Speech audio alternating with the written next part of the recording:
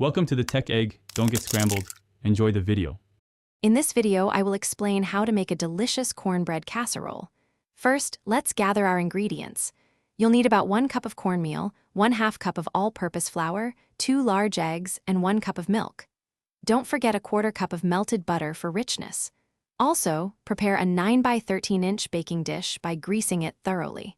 This ensures your casserole won't stick, making for easy serving later on. Getting everything ready beforehand makes the cooking process smooth and enjoyable. Now let's get to mixing. In a large bowl, combine your dry ingredients, the cornmeal, flour, 2 tablespoons of sugar, and 1 tablespoon of baking powder. Whisk these together well. In a separate bowl, whisk your 2 eggs, 1 cup of milk, and the 1/4 cup of melted butter. Once both mixtures are ready, slowly pour the wet ingredients into the dry. Stir gently until just combined. Overmixing can lead to a tough casserole, and we want it perfectly tender.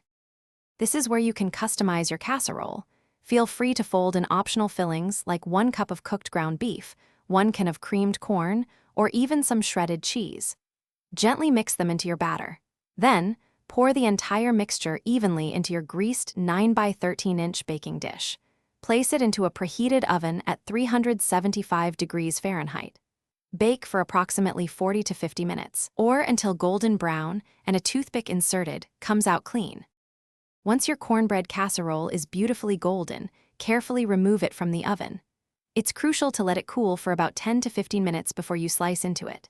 This resting time allows the casserole to set properly, ensuring neat, perfect squares when you serve. For an extra touch, consider garnishing with fresh chopped chives, a dollop of sour cream, or even a drizzle of honey. Enjoy your warm, comforting homemade cornbread casserole. Thanks for watching. Consider subscribing if I helped unscramble your problems.